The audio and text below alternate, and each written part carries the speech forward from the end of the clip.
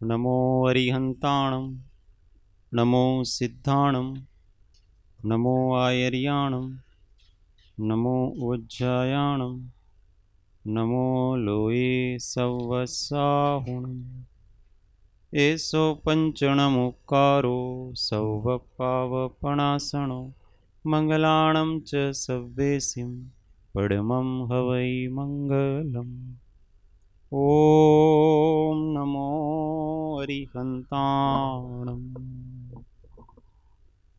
महादेव्या कुक्षिरत्नं शब्दजितरुवात्मजं राजचन्द्रमहं वन्दे तत्त्वलोचनदायकं प्रभुतत्त्वलोचनदायकम् परात्पर गुरुवे नमः परम्पराचार्य गुरुवे नमः परम गुरुवे नमः साक्षात् प्रत्यक्ष सद्गुरुवे नमो नमः।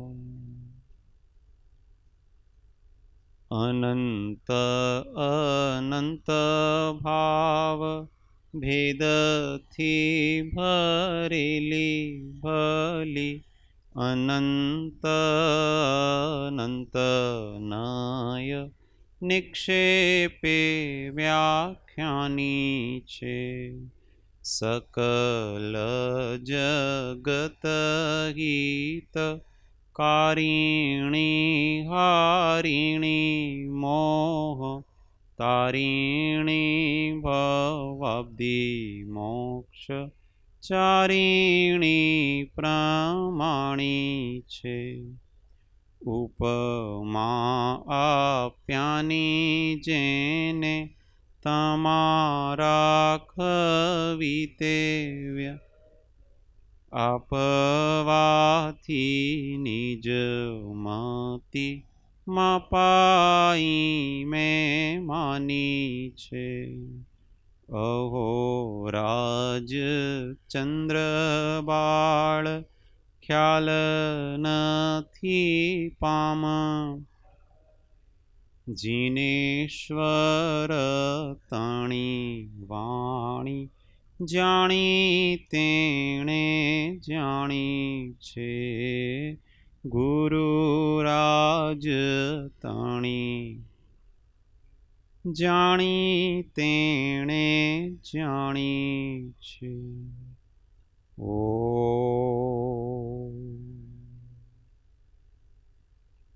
जय सद्गुरु जय जय।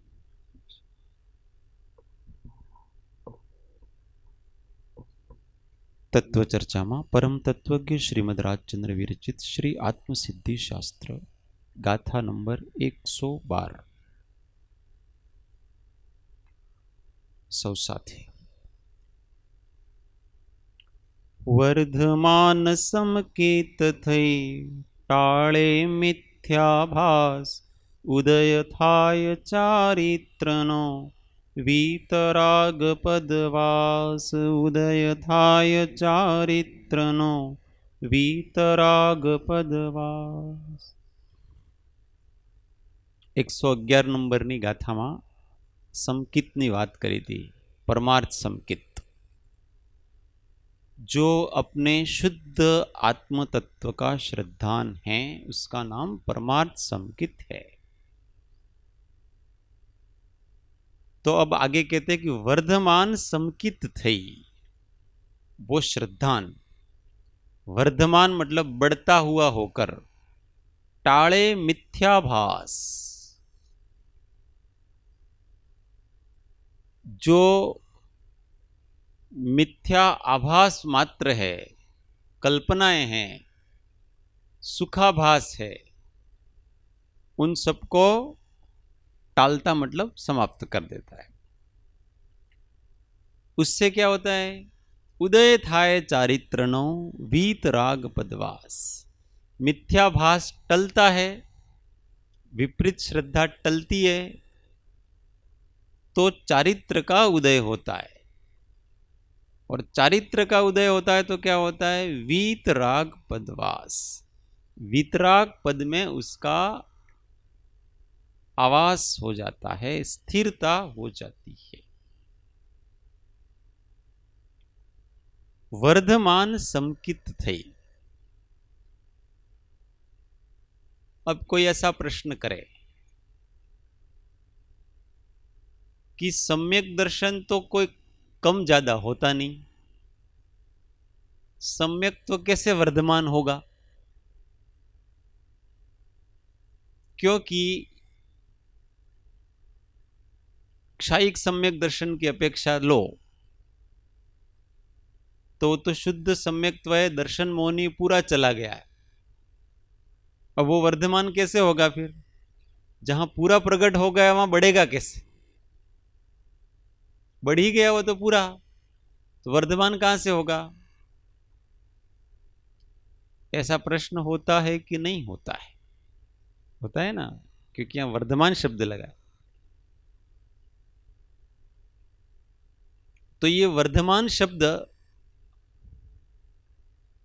सम्यक्त्व को चारित्र और ज्ञान की अपेक्षा से जोड़ करके लगाया है, अथवा क्षयोपशम सम्यक्त्व की अपेक्षा से भी लगाया है।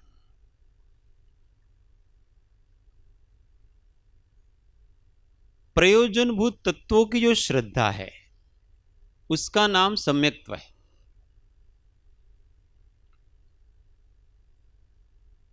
तो मोक्ष मार्ग पे तो आ गया वो। अब प्रयोजनभूत तत्व तो बहुत कम है, पर उन प्रयोजनभूत तत्वों में भी कुछ तत्व तो प्रत्यक्ष हैं और कुछ परोक्ष हैं। इसलिए सामान्य तत्वार्थ सिद्धांत तो हो गया सामान्य ज्ञान से। अब जैसे जैसे ज्ञान विशेष होगा वैसे वैसे उसके साथ उसका श्रद्धान भी विशेष होता जाएगा। कौन से विशेष तत्व में? सामान्य तत्व में नहीं। आत्मा चैतन्य स्वभावी है, ये तो पूर्ण श्रद्धान है।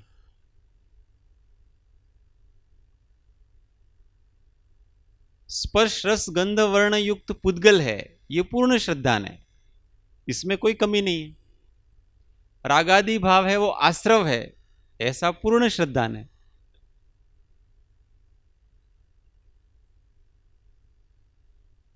और रागादि भाव ही बंध है, ऐसा पूर्ण श्रद्धान है। रागादि का अटकना वो संवर है, ऐसा पूर्ण श्रद्धान है। और इच्छा निरोध होकर के अपने स्वरूप में तपना वो निर्जरा है, ऐसा पूर्ण श्रद्धान है। और अपने स्वरूप में सदाकाल रमणता वो मोक्ष है, ऐसा पूर्ण। इसमें किसी प्रकार की कोई दिक्कत नहीं है मूल वस्तु में। परंतु अब सामान्य से विशेष बलवान होता है, ये तो सामान्य हुआ। अब इसका जब विशेष विशेष जानेंगे तो उसके संबंध में श्रद्धा भी उसके अनुसरण ज्ञान का अनुसरण करेगी। जैसे पहले तो सामान्य जीव तत्व को जाना था, तो सामान्य जीव तत्व तक का ही श्रद्धान था। अब उस जीव के विशेषों को जाना, गुण स्थानों को जाना, मार्गणा स्थानों को जाना, जीव स्थानों को जाना, जीव समास को जाना, अलग अलग प्रकार से जीव के रहने की जगहों को जाना, ये सब जाना तो जीव का विशेष ज्ञान हुआ। तो उसका श्रद्धान भी विशेष, कि जो मैंने चैतन्य स्वभावी जीव को जाना था वो चैतन्य स्वभावी जीव इस प्रकार का है, तो उसका श्रद्धा और दृढ़ होगी। ऐसे जितना जितना जानते जाएंगे उतना उतना उसका श्रद्धान भी दृढ़ होता जाएगा। सामान्य जाना था तो सामान्य श्रद्धा, विशेष जाना था तो विशेष श्रद्धा होती चाहिए। इसलिए अवगाढ़ सम्यक्त्व, परमावगाढ़ सम्यक्त्व, ये जो कहे वो इससे अपेक्षा से कहे। श्रद्धा गुण का परिणमन तो हो गए आपके, परंतु श्रद्धा में भी जो प्रगाढ़ता दृढ़ता होगी धीमे धीमे, तो सारी द्वादशांगी को जाना तो प्रगाढ़ सम्यक्त्व, और लोकालोक को जानने के साथ जो श्रद्धा होती है वो परमावगाढ़ सम्यक्त्व। ये ज्ञान की अपेक्षा से सारा कथन किया गया। और जैसे जैसे चारित्र बढ़ता है वैसे वैसे भी सम्यक्त्व में एक सराग सम्यक्त्व होता है, फिर 7वें गुण स्थान से आगे वीतराग सम्यक्त्व होता है। तो वो चारित्र की अपेक्षा से कहा गया है। और जो परोक्षभूत तत्व थे वो जो प्रत्यक्ष भूत होते हैं तो उसका श्रद्धान और अधिक दृढ़ होता है। हम सबको अभी ऐसा विश्वास है कि पूर्व महाविदेह क्षेत्र में सिमंदर स्वामी विचरण कर रहे हैं, ऐसा श्रद्धान है कि नहीं? किसको नहीं है बताओ? है श्रद्धान। परंतु जब हम उनको साक्षात देखेंगे उस समय के विश्वास में और आज के विश्वास में अंतर है कि नहीं? इसलिए संकित वर्धमान होता है कि जहां परोक्ष प्रत्यक्ष ज्ञान है वहां श्रद्धा भी प्रत्यक्ष है, उसकी बड़ी हुई दृढ़ श्रद्धा है। अभी विश्वास है पर आगम से है, गुरुओं के कहने से है, इस प्रकार से है, उसमें भी कोई कमी नहीं है। परंतु जब देखेंगे जाकर के तो मैंने जो सिमंदर स्वामी का वर्णन सुना था वो ये हैं, इतनी लंबाई ने हम रोज पूजा में गाते थे, ये हैं सिमंदर स्वामी। तो फिर उसका श्रद्धा कैसा दृढ़ता आएगी कि नहीं आएगी? ऐसे जैसे जैसे हम विशेष तत्व जानते जाते हैं वैसे वैसे हमारा श्रद्धान भी दृढ़ होता जाता है। इस कारण से ज्ञान की आराधना निरंतर करनी चाहिए। जैसे जैसे हम सूक्ष्म तत्व में जाएंगे वैसे वैसे हमको आत्मा की श्रद्धा भी सूक्ष्म सूक्ष्म होती जाएगी हमारे।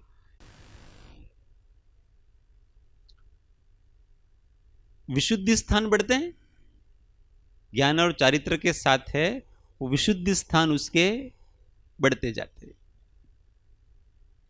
पर ये सब चारित्र और ज्ञान की अपेक्षा से इसको सारा समझ लेना चाहिए। इसलिए कहा कि वर्धमान समकित थई टाळे मिथ्या भास। वो समकित जो वर्धमान होता है, और क्षयोपशमिक सम्यक्त्व की अपेक्षा से तो ऐसा है कि वो क्षयोपशम सम्यक्त्व है तो उसमें विशुद्धि और होती जाती है। क्षयिक में तो चलो विशुद्धि नहीं होती, वो तो शुद्ध हो गया, पर इसमें तो विशुद्धि निरंतर निरंतर होती जाती है। अंदर के जितने भी सत्ता में पड़े हुए हैं वो भी निरंतर देशघाती रूप होकर के उदय आते हैं ना, उसका उदयाभावी क्षय होता जाता, ऐसे निरंतर बढ़ता जाता। इस अपेक्षा से यहाँ श्रद्धा है वो वर्धमान होती है। और जैसे जैसे श्रद्धा वर्धमान होती है तो टाळे मिथ्याभास, मिथ्याभास टल जाता है। जब ऐसा जान लिया, अभी अपन को ऐसा कहते हैं ना, नरक में ऐसे दुख हैं, पर हमको अभी विश्वास नहीं होता बराबर। भगवान के कहने से मानते जरूर है हम, पर ऐसा विश्वास नहीं होता है कि वास्तव में ऐसे दुख हैं। परंतु अगर हमको जाति स्मरण ज्ञान हो गया और हमको अपने नरक का भव दिख गया, अनुभव में आ गया, तो जो श्रद्धा होगी वो कैसी होगी कि नहीं, ये जो दुख बताते हैं ना नरकों के दुख, वो वास्तव में सही है, मैंने प्रत्यक्ष उसको अनुभव किया है। तो उसको दृढ़ श्रद्धान हो जाता है। और फिर क्या होता है? मिथ्याभास टल जाता है। अब जो दुख होने के कारण हैं उन कारणों को वो नष्ट करता जाता है। मिथ्याभास टलता है। मिथ्याभास क्या है? जिसमें सुख नहीं है उसको सुख मानना, और दूसरा उसका भी, जिसमें दुख नहीं है उसमें दुख मानना, ये दोनों मिथ्याभास। जिसमें सुख नहीं है उसको सुख मानना, और जिसमें दुख नहीं है उसको दुख मानना, ये सब मिथ्याभास है। तो जहां जिस वस्तु में सुख दुख नाम का गुण ही नहीं है उसमें ही हम उसमें सुख दुख आरोपण करते हैं और हम उसको मानते हैं कि ये मेरे को सुखी कर रहा है, ये मेरे को दुखी कर रहा है। और वो न तो सुख रूप है न दुख रूप है, पर हमने ही कल्पना करके इसको मान रखा था।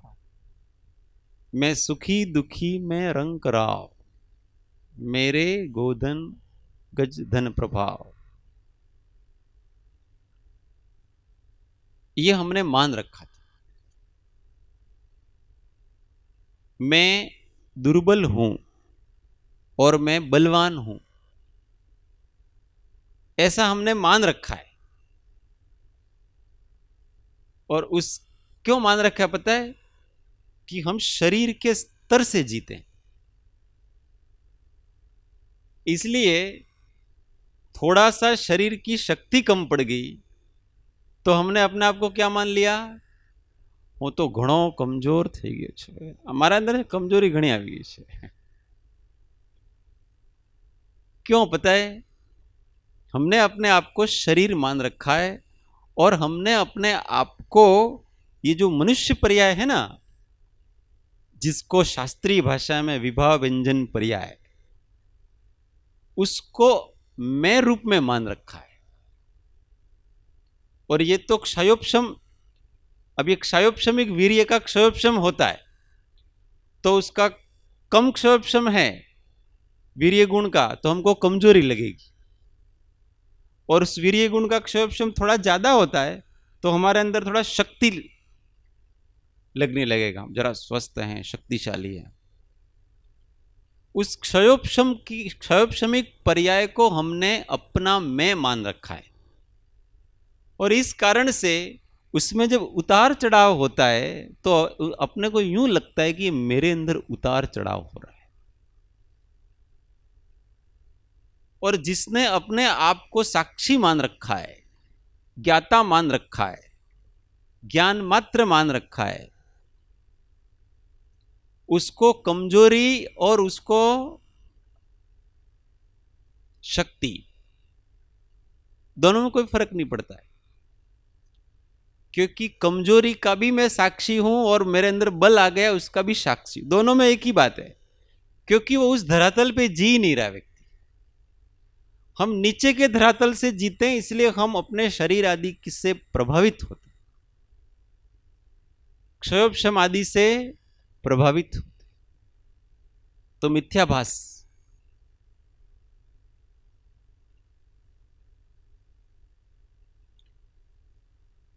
कोई चीज स्मरण होती है तो हमको मेरे अंदर ज्ञान बढ़ गया, और कोई चीज विस्मृत होती है तो हमको ऐसा लगता है कि मैं विस्मृत हो गया। अब ये स्मृति और विस्मृति दोनों कर्म के अधीन है, इसमें आपका क्या है? जिस समय स्मृति है उस समय भी हम है कि नहीं, और जिस समय विस्मृति है उस समय भी हम है कि नहीं। विस्मृति किसको होती है? आत्मा कोई हो रही ना, तो मैं ये भूल गया, ऐसा किसने जाना? हमने जाना। तो जो विस्मृति का ज्ञाता है वो हम हैं, विस्मृति हम नहीं है। और मेरे को ये याद आ गया, ऐसा किसने जाना? हम नहीं जाना। तो जिसने याद हुआ वो याद आया, वो हम नहीं है। जिसको स्मरण का ज्ञान हो रहा है, ज्ञाता भाव में स्थित है, वो हम। अब स्मरण और विस्मरण दुखकारी कहां हो, दुखकारी और सुखकारी कहां से होंगे? जब स्वयं को उसने अपने उन दोनों पदार्थों से अलग मान रखा है। तो ऐसे मिथ्याभास टलता है।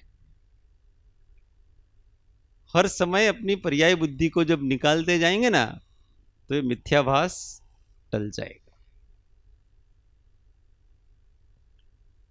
इसके लिए अपने को आत्मा के स्तर पर जीना पड़ता है, तब जाकर के ये व्यवहार में जीने वालों को कभी भी आत्मा का अमृत प्राप्त नहीं होता है। हमेशा परमार्थ में जीना पड़ता है। तभी जाकर के अंदर का अमृत निकलता, तभी जाके हमेशा शांति रहेगी, समता रहेगी, प्रसन्नता रहेगी। नहीं तो बात बात में हम सुखी दुखी होते रहते, कल्पनाएं कर करके सुखी दुखी होते रहते। और कल्पनाएं तो मिथ्या है, यहाँ मिथ्याभास। स्वप्न आता है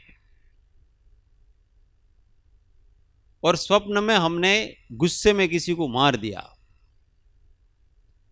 और वहीं पर हमने मार करके फिर पश्चाताप कर लिया, प्रायश्चित भी कर लिया, सपने में ही किसी गुरु के पास जाकर के। अभी जब सपना खुलता है तो पता पड़ता है कि ये दोनों कल्पनाएं थी, उसको सच मान रखा था अपना। उसी प्रकार से जब अपने स्वरूप का ज्ञान होता है तो भ्रांतियां टलती, सब सुख दुख शांत हो जाते हैं, मिथ्याभास टल जाता है। अब वो व्यक्ति कहीं किसी से प्रभावित नहीं है, न किसी अच्छी घटना से प्रभावित है, न किसी बुरी घटना से। व्यवहार भले ऐसा करे बाहर से कि जब ऐसा शोक का समय, उस समय थोड़ा गंभीर रहे, पर वो दुखी नहीं है। वो तो आप लोगों को ठीक नहीं लगे इसलिए गंभीर है, वो बस इतना ही है। बाकी उसके आनंद में जरा भी फर्क नहीं पड़ा है, 1% भी फर्क पड़ा नहीं है। और हर्ष का समय उसमें भी चलता है। ये दशा है, इस दशा को प्राप्त, ऐसी दशा आती है तो उदय था चारित्र नो, ये चारित्र का उदय, एक जैसा रहने का अभ्यास।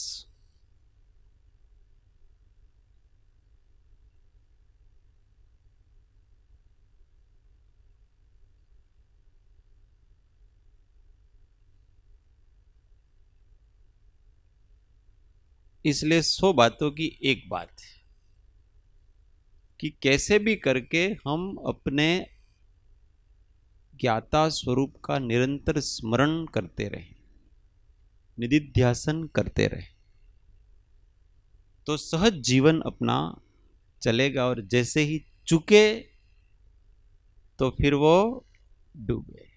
सावधानी हटी और दुर्घटना घटी, स्वयं आत्म जागृति है। तो बैठे बैठे वहीं वहीं रहते रहते व्यक्ति वितरागता की तरफ बढ़ता। क्यों? क्योंकि वस्तु का स्वरूप पता चल गया। अब वास्तव में उसके संयम अब आएगा, क्योंकि कोई वस्तु आकर्षित नहीं कर सकती, कोई वस्तु उसको रागी नहीं कर सकती, कोई वस्तु उसको द्वेषी नहीं कर सकती। तो अब संयम आया कि नहीं आया? समता भाव। अब ऐसा व्यक्ति दूसरों को क्यों दुखी करेगा? तो उसको पूर्ण अहिंसा आ जाती है। ऐसा व्यक्ति क्यों झूठ बोलेगा? झूठ तो कोई अपना स्वार्थ सिद्ध करना है तो ही बोलता है, नहीं तो काहे को झूठ बोलना? तो सत्य अपने आप आ गया। ऐसा व्यक्ति किसी की वस्तु क्यों लेगा? वो अपने में परिपूर्ण सुखी है, तो अचौर्य व्रत अपने आप आ गया। ऐसा व्यक्ति काम विकारों के वशीभूत क्यों होगा? आत्मा से ही आनंद मिल रहा है, तो अपने स्वभाव में रहने से ही। तो ब्रह्मचर्य व्रत अपने आप आ गया, सिद्ध करने की कोई जरूरत, सिद्ध हो गया। और ऐसा व्यक्ति क्यों वस्तुओं का संग्रह करेगा, उपाधियों का संग्रह क्यों करेगा? वो असंग में, असंगता में ही सुख है, अपने आप में ही परिपूर्णता का एहसास है उसको। 24 घंटे 24 घंटे उसको ऐसा रहता है कि मैं परिपूर्ण हूं, मुझे कुछ नहीं चाहिए। ये जो अपूर्णता है वो मेरा मोह है, वो अज्ञान है। और मैं तो सहज ज्ञान स्वभावी, और ज्ञान स्वभाव में कोई अपूर्णता और पूर्णता नहीं हो, हमेशा एक जैसा होता है।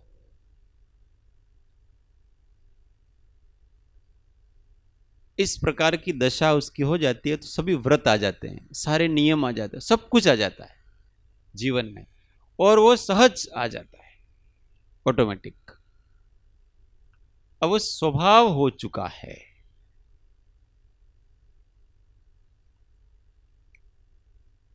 रमण महर्षि का एक वाक्य, किसी ने उनको पूछा, मैं बहुत प्रयत्न करता हूं तो भी ये मेरे ना विकार नहीं जाते हैं, काम, तृष्णा, लोभ, क्रोध ये जाते नहीं है, मान आदि जाते नहीं, अनायासी हो जाते हैं, सहज हो जाते हैं। तो मुझे ऐसा लगता है कि ये कभी नहीं जाएंगे। मैंने सब प्रयत्न करके देखे, मुझे लगता है कि ये स्वाभाविक है, इसलिए मैं इनका निकालने का प्रयत्न भी मैंने छोड़ दिया है। तो ऐसा नहीं है।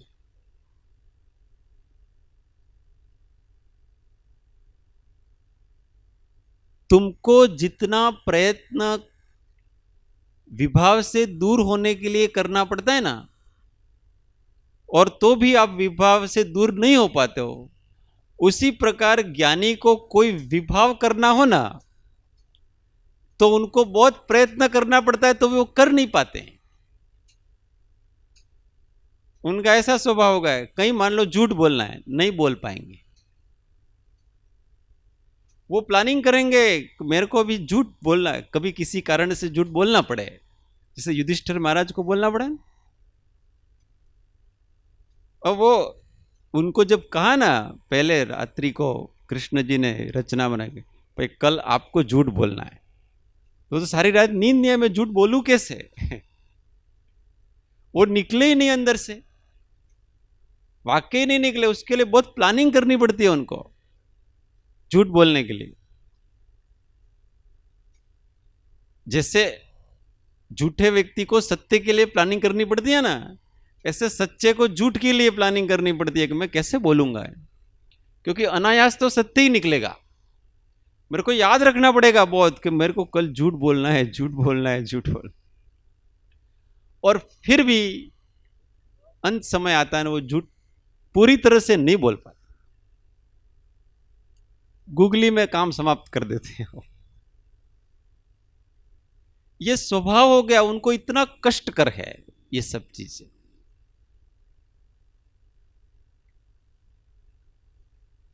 इसलिए तो जो विषय भोग अज्ञानी को अमृत के जैसे लगते हैं, वो विषय भोग ज्ञानी को विष के जैसे लगते हैं।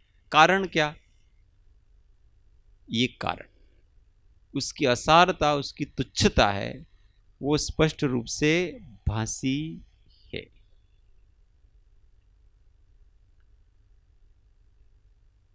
ये धीमे धीमे अभ्यास की वस्तु होती है, अभ्यास से होता है, नहीं होता ऐसी वस्तु नहीं। अभ्यास करेंगे तो हर एक वस्तु की सिद्धि होती, और धीमे धीमे हम वितराग पद में आ जाते हैं। केवल क्या करना है अपने को? आत्म जागृति रखनी, बस हमेशा जागे हुए रहना है। जागे हुए रहेंगे तो कहीं पर भी दोष में नहीं पड़ेंगे, और जैसे जागृति छूटती है तो अपना दोष में आ जाते हैं।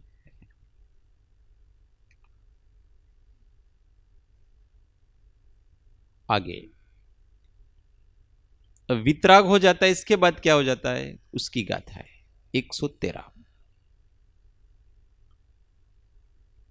केवल निज स्वभावनो अखंड वर्ते ज्ञान, कहिए केवल ज्ञान ते देह छता निर्वाण, कहिए केवल ज्ञान ते देह छता निर्वाण। केवल निज स्वभावनो अखंड वर्ते ज्ञान, कहिए केवल ज्ञान ते देह छता निर्वाण। अब यहां केवल ज्ञान क्या है उसको बताए। केवल निज स्वभावनो, केवल अपने स्वभाव का, अखंड वर्ते ज्ञान। अखंडा का मतलब एक धारा से, ज्ञान वर्ता मतलब अनुभव होता है। यहां ज्ञान को अनुभव के अर्थ में लेना। कहिए केवल ज्ञान ते देह छता निर्वाण, उसको केवल ज्ञान कहते हैं। और वो होने से क्या होता है? देह छता निर्वाण। ऐसा ज्ञान होने से देह होते हुए वो निर्वाण में स्थित है, अर्थात वो मुक्त है, जीवन मुक्त है, सदेह मुक्ति। तो यहां केवल का अर्थ है मात्र।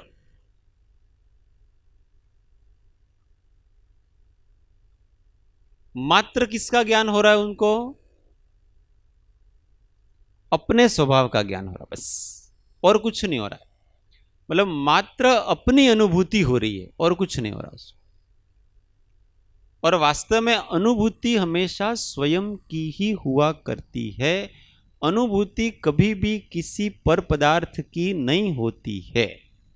तो निरंतर जो आत्मा अनुभूति है उसी का नाम केवल ज्ञान है। नीचे की अवस्था में वो टूटती है, पर एक अवस्था ऐसी आती है कि वो अनुभूति निरंतर रहती है, उसका नाम केवल ज्ञान है। मात्र ज्ञाता रह गया बस। सकल गेय ज्ञायक तदपि निजानंद रसली, सौ जिनेन्द्र जयवंतने हरिरज रहस विहीन। केवल ज्ञान, जहां केवल शब्द आता है वहां पर वो जो गुण है उसका शुद्ध परिणमन है, उसका नाम केवल कहलाता है। उस गुण का शुद्ध परिणमन, इसका नाम केवल कहलाता है। उसके पहले की अवस्था वो मिक्स अवस्था है। अभी जैसे हम छद्मस्त हम जानते हैं, तो हमारा ज्ञान पूरा शुद्ध नहीं है। हमारे ज्ञान के साथ क्या मिला हुआ है? राग द्वेष मिला हुआ है। मिले हुए राग कषाय मिश्रित ज्ञान ही है, कषाय रहित ज्ञान नहीं है। कषाय रहित ज्ञान है वो आगे के 12वें 13वें गुण स्थानों में होता है। इसलिए कषाय रहित जो मात्र ज्ञातापना है उसका नाम केवल ज्ञान कहलाता है। दूसरे पदार्थ का दिखना वो तो एक उपचार मात्र है, उसमें दिखते हैं वो तो एक उपचार मात्र है। वो भी वास्तव में अन्य पदार्थ उसमें घुसे नहीं है।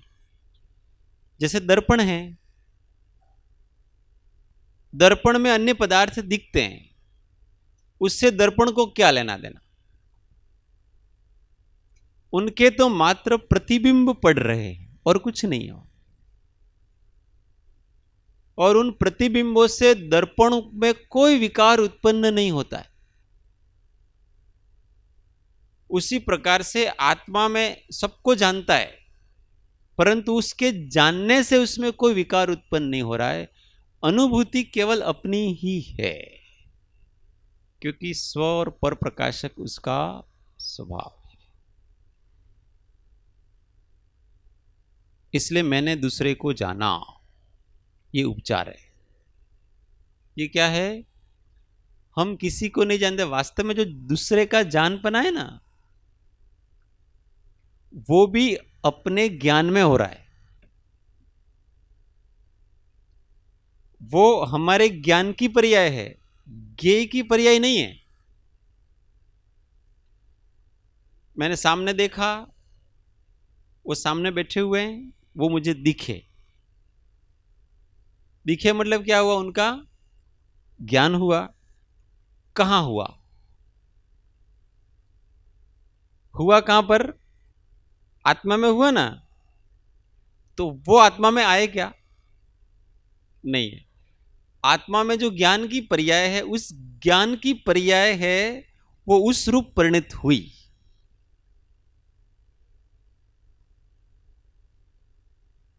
ज्ञान हमेशा ज्ञान रूप रहता है, कभी ज्ञेय रूप नहीं रहता है।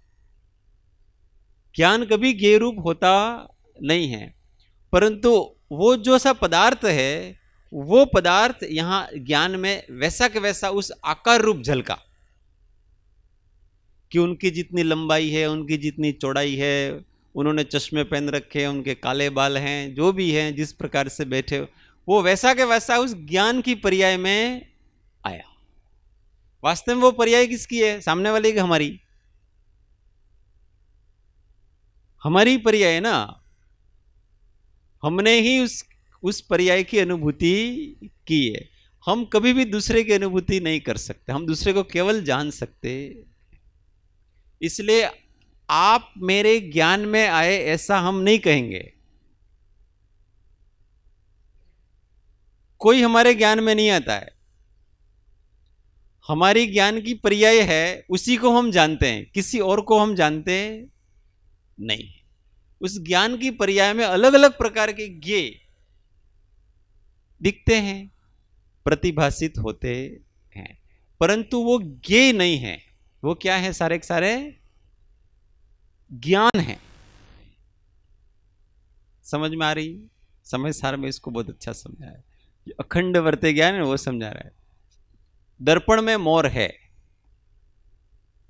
मोर दिखता है दर्पण में। दर्पण के सामने जब मोर को लाओ तो दर्पण में मोर दिखता है। किसकी पर्याय है वो जो अंदर दिखता है? वो मोर की है कि दर्पण की है?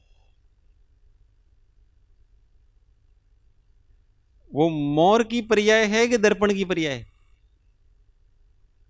चलो, मोर, जो मोर दर्पण में दिखता है वो मोर की पर्याय है, ऐसा मानने वाला हाथ खड़ा करो। 1 2 3। તમે मध्यस्थ છો? मध्य। अच्छा, वो जो दर्पण में प्रतिबिंब मोर का पड़ रहा है वो दर्पण की पर्याय है, ऐसा मानने वाला हाथ खड़ा करो। ऐसा मानने वाले बहुत सारे। Very good. तो वास्तव में जो मोर तो बाहर है। मोर, मोर क्या है? स्पर्श रस गंध वर्ण रूप जो उसका शरीर है वो उसकी पर्याय है। अब वहां न तो उसका स्पर्श गया, न गंध गया, न वर्ण गया, न उसके पंख गए, न ये गया, कुछ नहीं गया। उसमें कुछ गया है क्या? उसका पौद्गलिक शरीर का एक भी लक्षण उस दर्पण में गया क्या? वहां केवल उसका आकार गया है, और वो आकार वास्तव में दर्पण का बना है। उसके निमित्त से दर्पण मोर के आकार रूप मोर के निमित्त से परिणमित हुआ है। बात समझ में आ रही? बड़ी कठिन है।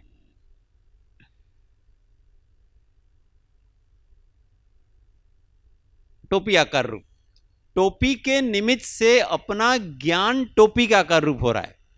समझ में आ रही इन वस्तु? आप टोपी देखो तो अपना ज्ञान टोपी के आकार रूप हो रहा है, टोपी ज्ञान में नहीं है। तो वो टोपी रूप ज्ञान हो रहा है, वो किसकी पर्याय है? टोपी की अपनी? अपनी हुई ना। उसी प्रकार जो दर्पण में वो मोर है वो वास्तव में दर्पण उस मोर के निमित्त पाकर के उस रूप हुआ है। वो परमाणु किसके हैं? जो प्रतिबिंब उसमें पड़ रहा है ना, वो दर्पण के परमाणु हैं, इस मोर के शरीर के परमाणु नहीं है। मोर के शरीर के परमाणु उसके शरीर में, वहां तो बिल्कुल अलग पड़ रहा है ना उसका प्रतिबिंब। प्रतिबिंब कांच का है तो वो कांच में ही है, कांच में प्रतिबिंब है, वो कांच का है। बाहर बिंब है, अंदर प्रतिबिंब है, और प्रतिबिंब है वो कांच रूप है, वो दर्पण रूप है। बात समझ में आ रही?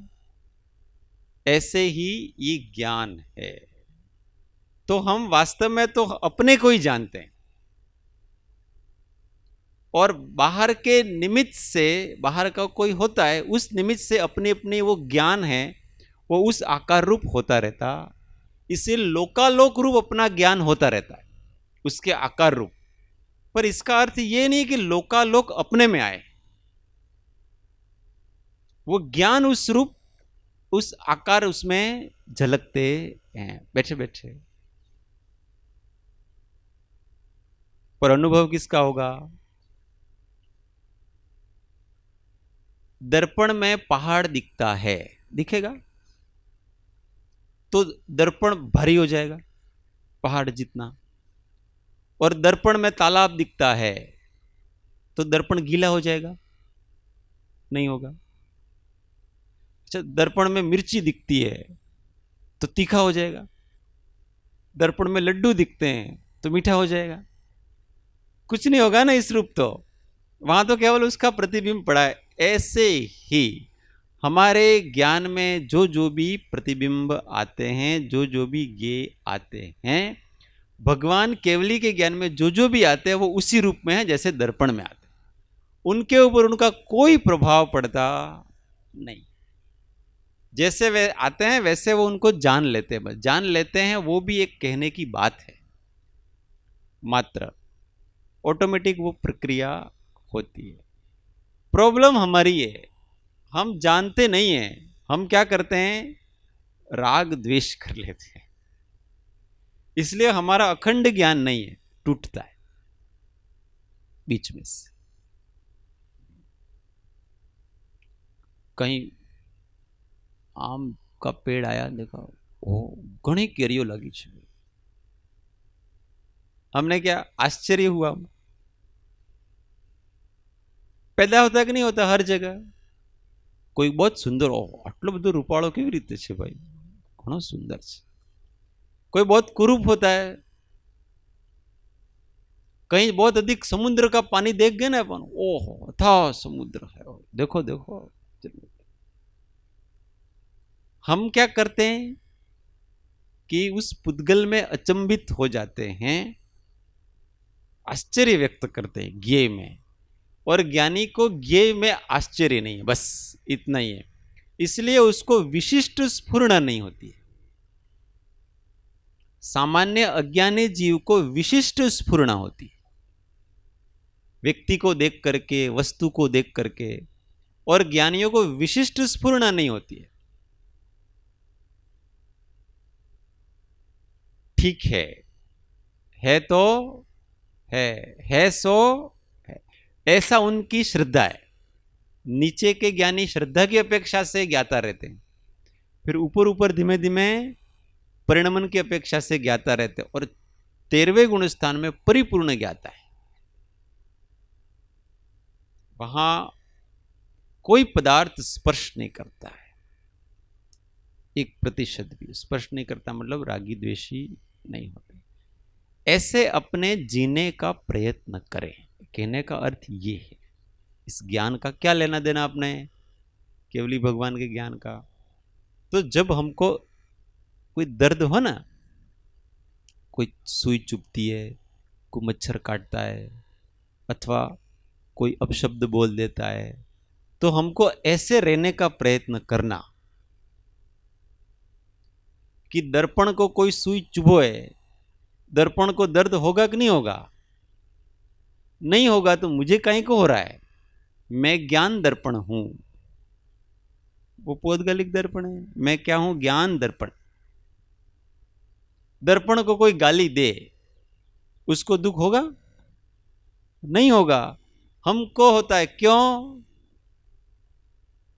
गड़बड़ घोटाला मान रखा है हमने, नाम रूप को अपना मान रखा है, इसलिए होता है।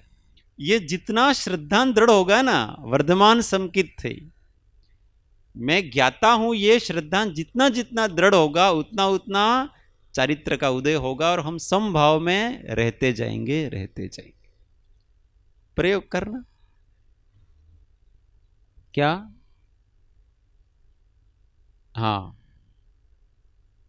हाँ, तो हमारा भी स्वभाव है, वो ज्ञाता है, हैं? हम ज्ञाता स्वभावी हैं। हमको क्या वेदन हो रहा है बताओ? आपको कोई गाली दे रहा है, कहां वेदन हो रही बताओ? कहां पड़ी?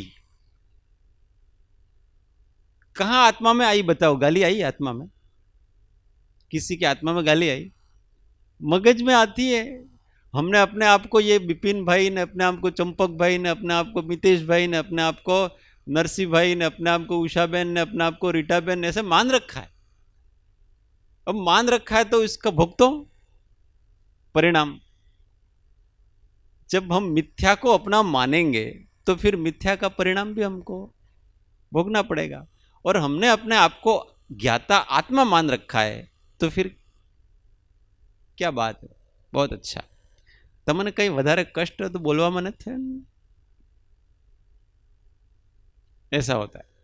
कोई अपने को गुस्सा करता है, एक महात्मा के आश्रम में आकर के एक कोई होगा ऐसा, तो बोलने लगा, तुमको तो कोई काम नहीं है ना, काम धंधे नहीं है ना, हमारे छोकरों को बिगाड़ते हो ना, इधर आते हैं ना, काम नहीं करते हैं ना, ऐसा करके बहुत बोलने लगे, और 10-15 मिनट तक बोलने लगे। फिर वो महात्मा जी ने उनके शिष्य को, एक गिलास पानी लाओ भाई, पहले आप पानी पी लो, थोड़ा थक गए होंगे, फिर से बोलना। और उनको पानी पिलाया और अब बोलो फिर से, अभी थोड़ा और रह गया हो तो और भी बोलो। ये है स्वभाव का श्रद्धा। उनको जरा भी ऐसा नहीं हुआ कि ये मेरे को बोल रहे हैं, ऐसा नहीं भाई, तुम थक गए होंगे कहीं, तुमको कुछ कष्ट हो रहा होगा तो कष्ट दूर कर दो और फिर बोलो मैं तैयार, रेडी। ये ज्ञान का प्रभाव है। किसका प्रभाव है? इस चीज का प्रभाव है। तो धीमे धीमे जीवन में आएगी, और जैसे जैसे आएगी वैसे वैसे हमारी शांति और सुख बढ़ते जाएंगे, वर्धमान संकित हो। ओ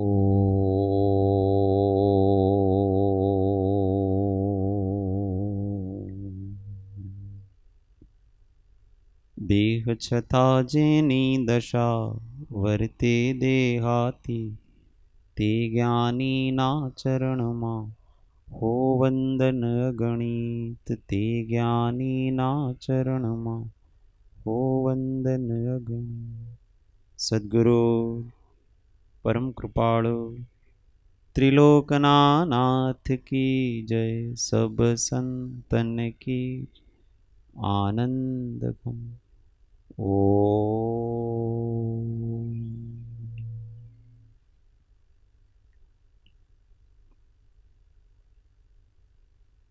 सूत्र 100 સાથે હું આત્મા છું, આપનો સેવક છું, સૌનો મિત્ર છું।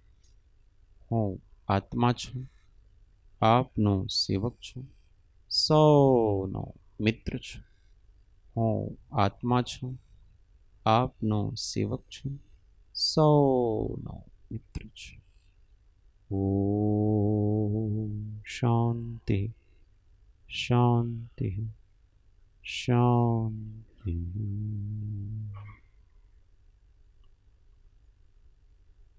જય શ્રી કૃષ્ણ।